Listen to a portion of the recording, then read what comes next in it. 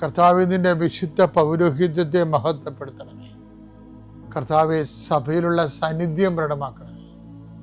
40 വർഷം ഞാൻ അർപ്പിച്ച കൃപാനയുടെ യോഗ്യതയാൽ കൃപാസ്ഥാനത്താറെ ജീവനോടെ പ്രത്യക്ഷപ്പെട്ട പരിശുദ്ധ അമ്മയുടെ മാധ്യസ്ഥത്തിൽ ഞാൻ മക്കളെ ആശീർവദിക്കുന്നു. അങ്ങയുടെ മക്കൾ ഇന്ന് യാത്ര ചെയ്യുന്ന ഓരോ ഇടങ്ങളെ സംബന്ധിച്ച് പ്രാർത്ഥിക്കുന്നു. അങ്ങയുടെ മക്കൾ ഇന്ന് കണ്ടുമുട്ടുന്ന ഇടങ്ങളെ സമർപ്പിച്ച് പ്രാർത്ഥിക്കുന്നു. അങ്ങയുടെ മക്കൾ ഇന്ന് കണ്ടുമുട്ടുന്ന ഇടങ്ങളെ, കണ്ടുമുട്ടുന്ന വിഷയങ്ങൾ, സംസാരിക്കാൻ പോകുന്ന വിഷയങ്ങൾ, ആ സംസാരിക്കാൻ പോകുന്ന വിഷയങ്ങൾക്ക് ഒരു തീരുമാനം കിട്ടാൻ വേണ്ടി ഇന്ന് തീരുമാനം ഉണ്ടാകണമെന്ന് ആഗ്രഹിച്ച് പ്രാർത്ഥിക്കുന്നവരുണ്ട്. അവരെ സമർപ്പിച്ച് പ്രാർത്ഥിക്കുന്നു. കർത്താവേ, നിൻ്റെ നാമത്തെ മഹത്വപ്പെടുത്തണമേ. കർത്താവെ, സഭയിലുള്ള സാന്നിധ്യം പ്രകടമാക്കണമേ.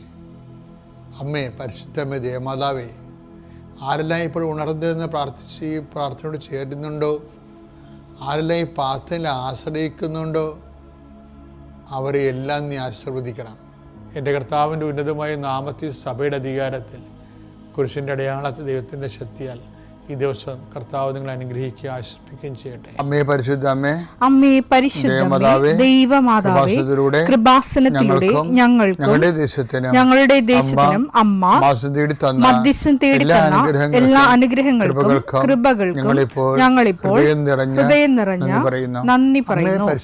അമ്മേ പരിശുദ്ധമ്മേ, ദൈവമാതാവേ, 2004 ഡിസംബർ 7 ഉച്ചകഴിഞ്ഞ് 2:30 കൃപാസനത്തിൽ സംഭവിച്ച അമ്മയുടെ പ്രത്യക്ഷപ്പെടലിനെക്കുറിച്ച് തിരുസഭയ്ക്ക് സമർപ്പിച്ചിരിക്കുന്ന പഠനരേഖകളുടെ മേൽ സഭാത്മകമായ പഠനം ആരംഭിക്കുവാൻ ഞങ്ങൾ പ്രാർത്ഥിക്കുന്നു. അമ്മേ പരിശുദ്ധമേ, ഭൂസ്വർലോകങ്ങളുടെ രാജ്ഞിയായ അങ്ങേയ്ക്ക് ഭൗമസംരക്ഷണത്തിനായി പ്രപഞ്ചപ്രകൃതിയെ തന്നെ തിരുസഭ പ്രതിഷ്ഠിക്കുവാൻ ഈ പ്രത്യക്ഷീകരണം വഴി ഇടയാക്കണമേ. പരിശുദ്ധമേ, ജപമാല മാതാവേ, സകല പ്രാർത്ഥനയോടും ചേർത്ത് ഞങ്ങളിപ്പോൾ പ്രാർത്ഥിക്കുന്ന ഈ കുടുംബത്തിന്റെ പ്രത്യേക നിയോഗം പറ മക്കളെ.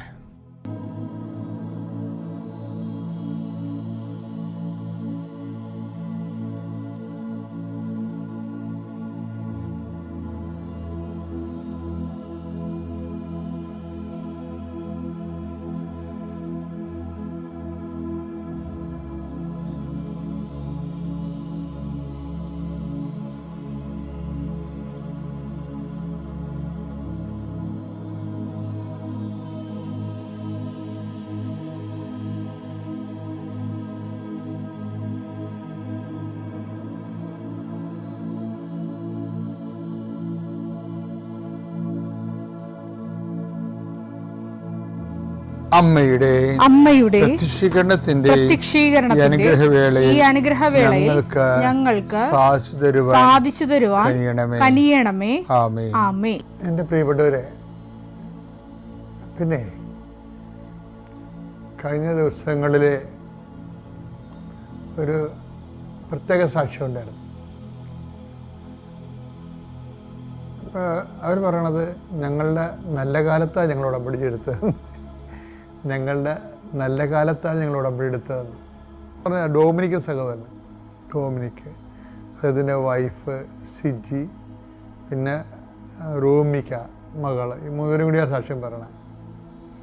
അപ്പോൾ അദ്ദേഹം പറഞ്ഞത് ഇന്നുവരെ ആരും പറയാത്ത സാധനമാണ്. അത് ഞാൻ നിങ്ങളോട് പറയണത്, ഞങ്ങളുടെ നല്ല കാലത്താണ് ഉടമ്പടിയെടുത്തത്. അദ്ദേഹത്തിന് ജോലിയുണ്ട്, വീട്ടിൽ കുഞ്ഞുങ്ങൾ പഠിക്കുന്നു, കുടുംബത്തിന് വലിയ കടങ്ങളൊന്നുമില്ല, കുടുംബത്തിന് സ്വസ്ഥവും സമാധാനമായിട്ട് ഭാര്യയും കുഞ്ഞുങ്ങളും വീട്ടിൽ താമസിക്കണം. അപ്പോൾ അങ്ങനെ വളരെ നന്നായിട്ട് പോയി. അപ്പോൾ ആ ഒരു കാലത്ത് ലീവിന് വന്നപ്പോൾ ഇവർ ഉടമ്പടി എടുത്ത്. ഇപ്പോൾ ഈ ആൾക്കാരെല്ലാവരും ഉടമ്പടി എടുക്കുന്നത് എപ്പോഴാണെന്ന് അറിയാമോ? മോശം കാലത്താണ് ഉടമ്പടി എടുക്കുന്നത്.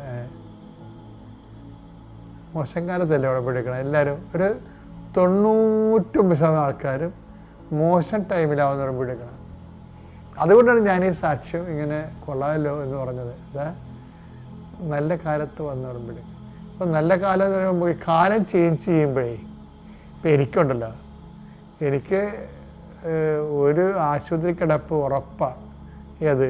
ഈ ജൂൺ മാസത്തിൽ, പിന്നെ ഇനി ഫെബ്രുവരി മാസത്തിലാണ്. കാര്യം പെട്ടെന്ന് നമുക്ക് കൺട്രോൾ പോയിട്ട് ഈ കഫം വന്ന് അന്തരീക്ഷം തണുത്ത് കഴിയുമ്പോൾ അലർജറ്റിക്കായിട്ട്, തണുപ്പിനോട് അലർജിയാണ്, അലർജറ്റിക്കായിട്ട് നമ്മുടെ ചെസ്റ്റ് ബ്ലോക്ക് ആവും. പിന്നെ നമുക്ക് ഒന്നും ചെയ്യാൻ പറ്റില്ല, വിറച്ച് തുള്ളി പനിച്ച് അങ്ങനെയാണ് അവസാനിക്കുന്നത്. ഇത് എപ്പോഴും തുടങ്ങിയാല കുഞ്ഞുനാൾ പോലുള്ള റെക്കറിങ് ആയിട്ടുള്ള സംഭവമാണ്. കാലം മാറുമ്പോൾ ബോഡി നമ്മൾ അറിയിക്കും. ഭയങ്കര സിവിയറാണ് ആ സമയത്ത്. പനിയൊക്കെ 103 വരും. അപ്പം ഇതിൻ്റെ ഒരു വിഷയം ഇതുപോലെ അത് സീസൺ ചെയ്യും. ഇതുപോലെ ജീവിതത്തിലും ചില സമയത്ത് സീസൺ ചേഞ്ച് ഉണ്ട്. പക്ഷെ നമുക്ക് പരിശുദ്ധാത്മാവ് ഉണ്ടെങ്കിൽ സീസൺ ചേഞ്ചിന് മുമ്പ് നമ്മുടെ ജീവിതത്തിലെ കാര്യം ഞാൻ പറയട്ടെ, പരിശുദ്ധാത്മാവ് ഉണ്ടെങ്കിൽ ഇപ്പം ഇയാൾ ഈ പറയുന്ന ഡൊമിനിക് എന്ന് പറയുന്ന ആൾ ജീസസ് യൂത്തിലെ ഫുൾ ടൈമറാണ്. ഫുൾ ടൈമേഴ്സിൻ്റെ പ്രശ്നം വെച്ചാൽ അവർക്ക് പരിശുദ്ധാത്മാവില്ലാതെ മുന്നോട്ട് പോകാൻ പറ്റത്തില്ല. അപ്പം അതുകൊണ്ട് അവരെപ്പോഴും അത് ഈ ഫുൾ ടാങ്ക് പെട്രോൾ അടിച്ചിട്ടേക്കണമെന്ന് പറഞ്ഞ് ഇട്ടേക്കുമ്പോൾ ഇപ്പോൾ വലിയ യാത്രയില്ലേ, ലോങ് പോകേണ്ട ആൾക്കാരില്ലേ, ലോങ് പോകേണ്ട ആൾക്കാർ എന്ത് ചെയ്യും, അവർ ഫുൾ ടാങ്ക് അടിച്ചിട്ടേക്കും. ഈ ആധ്യാത്മിക ആയിരിക്കുന്നത് അതാണ് നല്ലതെന്ന് തോന്നുന്നത്. ചില ആൾക്കാർ ഈ ഷോർട്ട് പോകുന്ന ആൾക്കാരുണ്ട്. അവർ നല്ലത് 1/2 ലിറ്ററൊക്കെ അടിക്കത്തുള്ളൂ, 1 ലിറ്റർ വല്ല 100 രൂപയൊക്കെ അടിച്ചു വെക്കും. അപ്പം അത് നമ്മൾ എങ്ങനെ പോകുന്നു എന്നുള്ളതനുസരിച്ചിരിക്കും. ഇപ്പം നമുക്ക് ഒരു മിനിമം ഫിസിക്കൽ ലൈഫ് ഉള്ളെങ്കിൽ ഇതുപോലെ 100 രൂപയൊക്കെ 50 രൂപയൊക്കെ പെട്രോൾ അടിക്കുന്ന ആൾക്കാരെ പോലെ. ലോങ് പോകുക എന്ന് വെച്ച് കഴിഞ്ഞാൽ ദൈവമായിട്ട് സാക്ഷ്യം വഹിച്ചുള്ള സാക്ഷി ജീവിതമില്ലേ, അതിനാണ് ലോങ് പോകണമെന്ന് പറയണത്. അങ്ങനെ ലോങ് പോകണവർ ഫുൾ ടാങ്ക് അടിക്കണം. ഈ ഡൊമിനിക് ഒരു ഫുൾ ടാങ്ക് അടിക്കുന്ന പാർട്ടിയാണ്. കാര്യങ്ങളുടെ ജീസസ് യൂത്തിൻ്റെ ഫുൾ ടൈമറാണ്.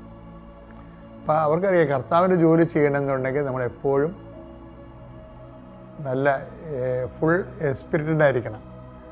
അപ്പോൾ സ്പിരിറ്റാണെങ്കിലുള്ള ഗുണമെന്ന് പറയുന്നത്, സ്പിരിറ്റിൻ്റെ സീസൺ ചേഞ്ച് ചെയ്യുമ്പോൾ സ്പിരിറ്റ് വരാൻ പോകുന്ന കാര്യങ്ങൾ അവൻ ഞങ്ങളോട് പറയുമെന്ന് പറയത്തില്ല. അപ്പോൾ അതിനടുത്ത് യോഹന്നാൻ 16:14 ഒരു ഭയങ്കര വചനമാണ് ഈ യോഹന്നാൻ 16:14. വായിച്ചേ.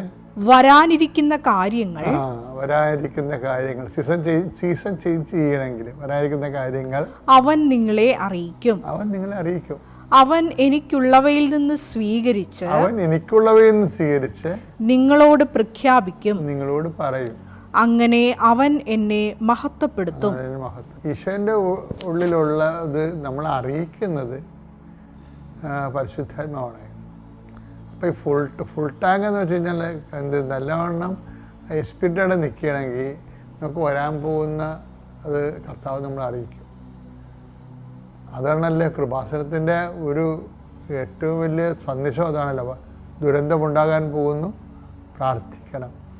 വരാൻ പോകുന്ന കാര്യങ്ങളാണ് അമ്മ പറഞ്ഞത്. അപ്പോൾ അത് അൾത്താരയിൽ ആരാധന നടക്കുന്ന സമയത്താണ് അമ്മ ആഘോഷമായിട്ട് വന്ന് പറഞ്ഞത്. അമ്മയെ ആരും കണ്ടില്ല, ഞാൻ മാത്രമേ കണ്ടുള്ളൂ. പക്ഷേ ആ മെസ്സേജ് ഏറ്റെടുത്ത് കഴിഞ്ഞപ്പോൾ എന്നാ സംഭവിക്കുന്നത്, ഏത് ജില്ലകളിൽ ചെന്നാലും ഏത് രാജ്യങ്ങൾ ഭൂഖണ്ഡങ്ങളിൽ ചെന്നാലും ഉടമ്പടി എടുത്ത് ജീവിക്കുന്ന അതൊരു വേ ഓഫ് ലൈഫായിട്ട് ഇപ്പോഴൊക്കെ ആൾക്കാർ സാക്ഷ്യം പറയുമ്പോൾ നമ്മൾ ശ്രദ്ധിച്ചാൽ മനസ്സിലാവും.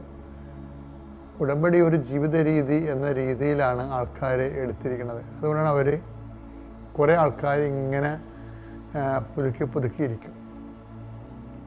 ഇന്ന് അശ്വതി നായർ എന്ന് പറഞ്ഞൊരു മോള് സാക്ഷ്യം പറഞ്ഞ്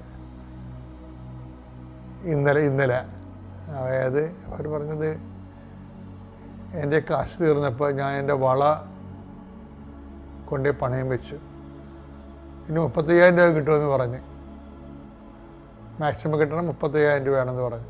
അപ്പോൾ അവർ പറഞ്ഞ് എനിക്കൊരു 15,000 രൂപയും കിട്ടുന്നതാണെന്ന് പറഞ്ഞു. 15,000 രൂപയ്ക്ക് ഞാൻ പത്രം മേടിച്ച് എല്ലായിടത്തും കൊണ്ടുപോയി മാതാവിൻ്റെ കാര്യം പറഞ്ഞ് കൊടുത്തെന്ന് പറഞ്ഞു. ഇങ്ങനെയൊക്കെയാണ് ആൾക്കാർ വർക്ക് ചെയ്യണത്. അപ്പോൾ അശ്വനായർ പറയുകയെ വള ഇടിപ്പിക്കുന്ന ഒരു ടൈമായി. അപ്പോൾ അവരെന്നെ വിളിച്ചായിരുന്നു എന്ന് പറയും. വള ഇടിപ്പിക്കുന്ന സ്ഥലത്ത് തന്നെ വിളിച്ചായിരുന്നു. അപ്പോൾ ഞാൻ വള എടുക്കണമല്ലേ, അല്ല പിന്നെ പലിശ കൂടിക്കൊണ്ടിരിക്കുമല്ലോ. അപ്പോൾ അങ്ങനെ വരുമ്പോൾ ഉടനെ ചേച്ചി എന്നെ വിളിച്ചു. എൻ്റെ ചേച്ചി എന്നെ വിളിച്ചിട്ട് എടി നിൻ്റെ അക്കൗണ്ടിലേക്ക് ഞാൻ 20,000 രൂപ അയച്ചെന്ന് പറഞ്ഞു. ഞാൻ ചേച്ചിയോട് ചോദിച്ചില്ല, ഞാൻ ഇങ്ങനെയുള്ള കാര്യങ്ങൾ ചേച്ചിക്ക് അറിയത്തില്ല, ഞാനിപ്പോൾ ഒരു വളം എടുക്കണമല്ലോ എന്ന് ഞാൻ ചിന്തിച്ചതേ ഉള്ളൂ. അപ്പം തന്നെ ഒരു ബന്ധവുമില്ല, ഒരറിവും ഇല്ലാത്ത ചേച്ചി എനിക്ക് 20,000 രൂപ അയച്ചു തന്നു. അപ്പം അശ്വതി സാക്ഷിയൊക്കെ പറയുമ്പോൾ നിങ്ങൾക്കറിയാമല്ലോ, അവർ സാക്ഷ്യം പറയാനായിട്ട് മാത്രമാണ് ഈ കൃപാസനത്തിൽ വരണത്. എന്താ കാര്യം? അവർ ഇതിൻ്റെ കൂടെ അങ്ങ് മാതാവിൻ്റെ കൂടെ ജീവിക്കുകയോ മാതാവ് അവരുടെ കൂടെ ജീവിക്കുകയോ എന്തൊക്കെയാണ്.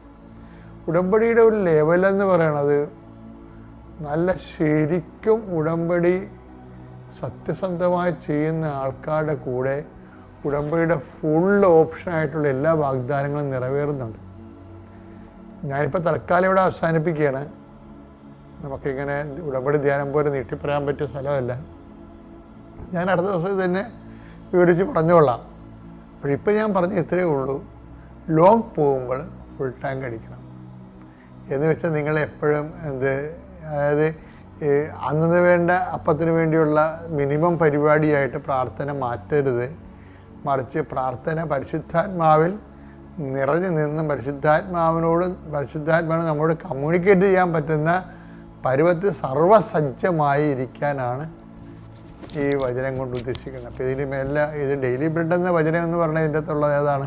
വരാൻ പോകുന്ന കാര്യങ്ങൾ അവൻ നിങ്ങളോട് പറയും എന്നാണ്. പിതാവിൻ്റെയും പുത്രൻ്റെയും പരിശുദ്ധാത്മാവിൻ്റെയും നാമത്തിൽ വിശ്വാസ പ്രമാണം.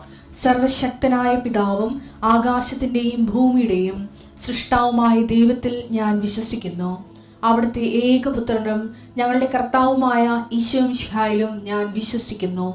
ഈ പുത്രൻ പരിശുദ്ധാത്മാവിനാൽ ഗർഭസ്ഥനായി കന്യകാമറിയത്തിൽ നിന്ന് പിറന്ന് പൊന്തിയോസ് പീലാത്തോസിന്റെ കാലത്ത് പീഡകൾ സഹിച്ച് കുരിശിൽ തറയ്ക്കപ്പെട്ട് മരിച്ച് അടക്കപ്പെട്ട് പാതാളങ്ങളിൽ ഇറങ്ങി മരിച്ചവരുടെ ഇടയിൽ നിന്ന് 3-ാം നാൾ ഉയർത്ത് സ്വർഗത്തിലേക്ക് എഴുന്നള്ളി സർവശക്തിയുള്ള പിതാവായ ദൈവത്തിന്റെ വലതുഭാഗത്തിരിക്കുന്നു. അവിടെ നിന്ന് ജീവിക്കുന്നവരെയും മരിച്ചവരെയും വിധിക്കുവാൻ വരുമെന്നും ഞാൻ വിശ്വസിക്കുന്നു. പരിശുദ്ധാത്മാവിലും ഞാൻ വിശ്വസിക്കുന്നു. വിശുദ്ധ കത്തോലിക്കാ സഭയിലും പുണ്യവാന്മാരുടെ ഐക്യത്തിലും പാപങ്ങളുടെ മോചനത്തിലും ശരീരത്തിന്റെ ഉയർപ്പിലും നിത്യമായ ജീവിതത്തിലും ഞാൻ വിശ്വസിക്കുന്നു. ആമേൻ. സുഖസ്ഥനായ ഞങ്ങളുടെ പിതാവേ, അങ്ങയുടെ നാമം പൂജിതമാകണമേ. അങ്ങയുടെ രാജ്യം വരണമേ. അങ്ങയുടെ തിരുമനസ് സ്വർഗത്തിലെ പോലെ ഭൂമിയിലും ആകണമേ. അന്നു വേണ്ടുന്ന ആഹാരം ഇന്ന് ഞങ്ങൾക്ക് തരണമേ. ഞങ്ങളോട് തെറ്റ് ചെയ്യുന്നവരോട് ഞങ്ങൾ ക്ഷമിക്കുന്നത് പോലെ ഞങ്ങളുടെ തെറ്റുകൾ ഞങ്ങളോടും ക്ഷമിക്കണമേ. ഞങ്ങളെ പ്രലോഭനത്തിൽ ഉൾപ്പെടുത്തരുതേ, തിന്മയിൽ ഞങ്ങൾ രക്ഷിക്കണമേ. ആമേൻ. നന്മ നിറഞ്ഞ മറിയമേ, സ്വസ്തി. കർത്താവ് അങ്ങയുടെ കൂടെ സ്ത്രീകളിൽ അങ്ങ് അനുഗ്രഹിക്കപ്പെട്ടവളാകുന്നു. അങ്ങയുടെ ഉദരത്തിൻ ഫലമായി ഈശോ അനുഗ്രഹിക്കപ്പെട്ടവനാകുന്നു. പരിശുദ്ധ മറിയമേ, തമ്പുരാന്റെ അമ്മേ, പാപികളായ ഞങ്ങൾക്ക് വേണ്ടി ഇപ്പോഴും ഞങ്ങളുടെ മരണസമയത്തും തമ്പുരാനോട് അപേക്ഷിക്കണമേ. ആമേൻ. കർത്താവേ, നിന്റെ ഉന്നതമായ നാമത്തിന് സ്തോത്രം ചെയ്യും. പാവങ്ങളുടെ ഒരു സ്ഥാപനമുണ്ട്. അവിടെ ഞങ്ങൾ 50 പേർക്ക് ഭക്ഷണം കൊടുത്തു. പിന്നെ ഒരുപാട് പ്രേക്ഷിത പ്രവർത്തനങ്ങൾ ഞങ്ങൾ ചെയ്യുന്നുണ്ട്. പ്രാർത്ഥനാ ജീവിതത്തിൽ ഞങ്ങൾ നടക്കുന്നു. മാതാവ് ഞങ്ങൾക്ക് ഇത്രയും വലിയ അനുഗ്രഹങ്ങൾ അനുഗ്രഹിച്ച മാതാവിനും തിരുക്കുമാരനും കോടാനുകൂടി നന്ദി പറഞ്ഞ് ഞങ്ങൾ സ്തുതിക്കുന്നു. എൻ്റെ പേര് മറിയാമ്മ മംഗളൻ എന്നാണ്. ഞാൻ ഹൈദരാബാദിൽ നിന്ന് വരുന്ന ആളാണ്. 1990 ഞാൻ കേരളം വിട്ടുപോയ സമയത്ത് എനിക്കൊരു നല്ല വീടില്ലായിരുന്നു. അപ്പം ആ വീട് എൻ്റെ വലിയൊരാഗ്രഹമായിരുന്നു. സ്വന്തം നാട്ടിൽ എനിക്കൊരു സ്വന്തമായൊരു വീട് വേണമെന്ന്. അങ്ങനെ ഇരിക്കെ 2019 എൻ്റെ ഒരു ഫ്രണ്ട് സൗദിയിലുണ്ടായിരുന്നു, മോൻസി കുര്യൻ. അവൾ മുഖാന്തരമാണ് ഞാൻ കൃപാസനത്തിൽ വരാനിടയായത്. ആ സമയത്ത് 6 വിഷയങ്ങൾ വെച്ചു. അതിനകത്ത് എൻ്റെ വലിയ ആഗ്രഹമായിരുന്ന വീട് 2020 ഇവിടെ വന്ന് ഉടമ്പടി എടുത്ത് 7 മാസം കഴിഞ്ഞപ്പോൾ വീട് പണിയാൻ സഹായിച്ചു. ആ കൊറോണയുടെ സമയത്ത് യാതൊരുവിധ തടസ്സങ്ങളുമില്ലാതെ 1 രൂപ കടം കൂടാതെ പരിശുദ്ധ അമ്മയുടെ മാധ്യസ്ഥം വഴിയായി ഒക്ടോബർ മാസത്തിൽ വീട് പണി പൂർത്തീകരിച്ചു. 2021 ജാനുവരി മാസത്തിൽ ജാനുവരി 15-ാം തീയതി ആ വീട് കയറി താമസിക്കാൻ ദൈവം ഞങ്ങളെ സഹായിച്ചു. രണ്ടാമത്തെ വിഷയം, എൻ്റെ മകന് അന്ന് എൻജിനീയറിങ്ങിന് പഠിക്കുന്ന സമയമായിരുന്നു. അവൻ ഫസ്റ്റ് ചാൻസിൽ തന്നെ പാസ്സാകണം എന്നുള്ള ഒരു ആഗ്രഹം, നല്ല മാർക്കോട് പാസ്സാകണമെന്ന് വിചാരിച്ച് ആ വിഷയം ഞാനിവിടെ എഴുതി വെച്ചു. പരീക്ഷയുടെ സമയത്ത് ഈ കൊറോണ ആയിരുന്നു. എങ്കിലും ആ സമയത്തിരുന്ന് മാധ്യസ്ഥ പ്രാർത്ഥന പ്രാർത്ഥിക്കുകയും പരിശുദ്ധ അമ്മയുടെ ഉപ്പും കൃപാസന പ്രാർത്ഥനകളും പ്രാർത്ഥിച്ചത് വഴി പരീക്ഷയിൽ അത്ഭുതകരമായി ജയിച്ചു.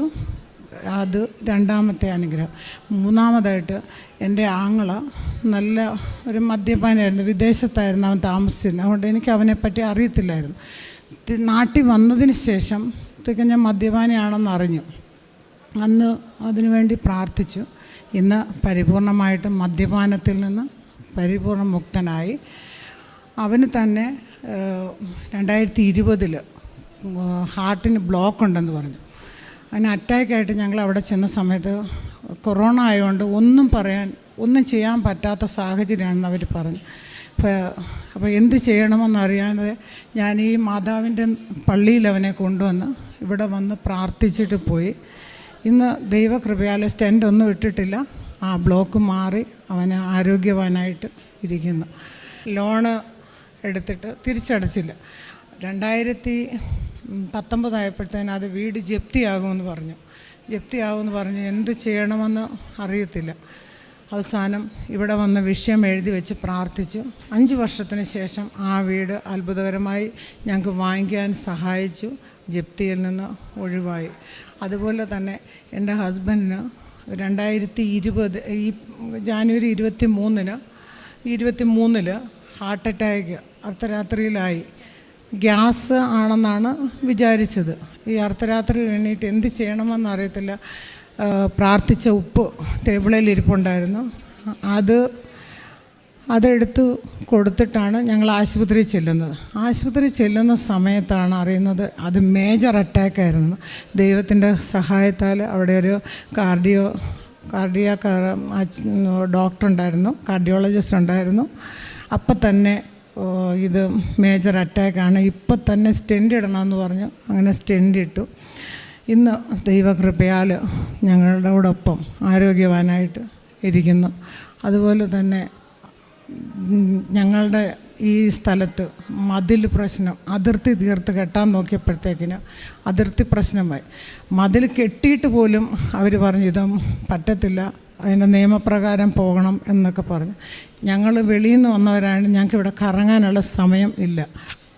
അങ്ങനായി ഞങ്ങളിവിടെ വന്ന് പ്രാർത്ഥിച്ച മാതാവിൻ്റെ ഉപ്പ് ആ സ്ഥലത്തിട്ട് പ്രാർത്ഥിച്ചു കഴിഞ്ഞപ്പം അവർ പറഞ്ഞു ശരി, ഞങ്ങൾ പറയുന്ന കണ്ടീഷൻ നിങ്ങൾക്ക് ഓക്കെ ആണെങ്കിൽ ശരി, ഞങ്ങൾ രമ്യമായി പരിഹരിച്ച് അത് കെട്ടി തീർക്കാൻ സഹായിച്ചു. എല്ലാറ്റിനേക്കാളുപരി 35 വർഷമായിട്ട് ഞങ്ങളുടെ സ്ഥലത്ത് ഞങ്ങൾക്ക് സ്വന്തമായി കിണറില്ല, നല്ല വെള്ളമില്ല. 6 പ്രാവശ്യം കിണർ കുത്തി ഞങ്ങൾ മൂടി അത് കളഞ്ഞതാണ്. ഇവിടെ വന്ന് ഉടമ്പടി എടുത്ത് പോയതിന് ശേഷം ഈ 2023 ഉടമ്പടി എടുത്ത് പോയതിന് ശേഷം ഞങ്ങളൊരു കിണർ കുത്തി. ആ കിണർ കുത്തിയപ്പോഴും ആ ചെളിവെള്ളവും ചെളിമണവും എല്ലാം തന്നെയാണ്. എന്നാൽ പരിശുദ്ധ അമ്മയുടെ ഒരു കാശുരൂപവും പ്രാർത്ഥിച്ച ഉപ്പും ആ വെള്ളത്തിലിട്ട് കഴിഞ്ഞ ശേഷം ആ വെള്ളം തെളിഞ്ഞു. ഇഷ്ടം പോലെ വെള്ളം, ഞങ്ങൾ ആഗ്രഹിച്ചതുപോലെയുള്ള നല്ല വെള്ളം ഞങ്ങൾക്ക് മാതാവിൻ്റെ സഹായത്താൽ തന്നു. അതുപോലെ തന്നെ മകൾ പല പ്രാവശ്യം LLB പരീക്ഷ എഴുതുമ്പോഴും എന്ത് കാര്യമാണെന്നറിയുന്നില്ല, ഒരു പേപ്പർ 2 മാർക്ക് 1 മാർക്കിന് ഇങ്ങനെ അത് തോറ്റുപോകും. ഈ പരീക്ഷയിൽ നിന്ന് എഴുതാൻ പാസ്സാക്കാൻ പറ്റുന്നില്ല. അങ്ങനെ ഞാൻ അവളോട് പറഞ്ഞു, നീ തന്നെ പോയി ഉടമ്പടി എടുത്ത് പ്രാർത്ഥിക്കുക. ഉടമ്പടി എടുത്ത് പ്രാർത്ഥിച്ച് ആ കാശുരൂപമായി പോയി പരീക്ഷ എഴുതി അത്ഭുതകരമായിട്ട് LLB പാസ്സായി. അങ്ങനെ അതുപോലെ ജീവിതത്തിൽ ചെറുതും വലുതുമായ ഓരോ സാഹചര്യങ്ങൾ വരുമ്പോഴും, സങ്കടങ്ങൾ വരുമ്പോഴും, രോഗങ്ങൾ വരുമ്പോഴും ഈ പരിശുദ്ധ അമ്മയുടെ ഉപ്പ് തേന് കാശുരൂപം വെച്ച് പ്രാർത്ഥിക്കുമ്പോഴെല്ലാം അത്ഭുതങ്ങളുമേൽ അത്ഭുതമായിട്ട് ഇതുവരെ ഞങ്ങൾ നടത്തി. പിന്നെ ഞങ്ങൾ ഹൈദരാബാദിലായതുകൊണ്ട് അവിടെ ഒരുപാട് പേരോടൊന്നും നമ്മുടെ ഈ കാര്യം പറയാൻ പറ്റത്തില്ല. പക്ഷെ അടുത്ത് വരുന്ന ആൾക്കാരുടെ കയ്യിലെല്ലാം ഞങ്ങൾ ഈ ചെറിയ കാശുരൂപവും പരിശുദ്ധ അമ്മയുടെ ഉപ്പും ഈ സാക്ഷ്യങ്ങളും എല്ലാം പറയുമ്പം ഓരോരുത്തർക്കും വലിയ വിശ്വാസമാണ്. അങ്ങനെ പലരും ഇവിടെ വന്നിട്ടുണ്ട്.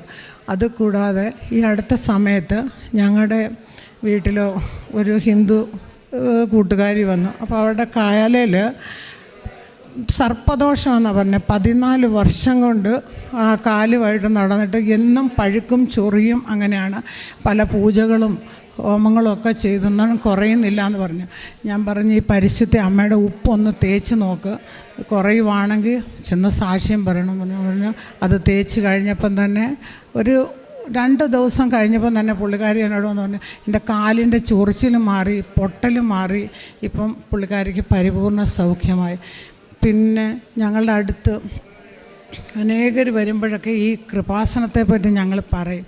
പിന്നെ എൻ്റെ വീട്ടിൽ തന്നെ പ്രാർത്ഥന, എൻ്റെ മക്കൾക്ക് വലിയ വിശ്വാസമില്ലാത്തവരായിരുന്നു.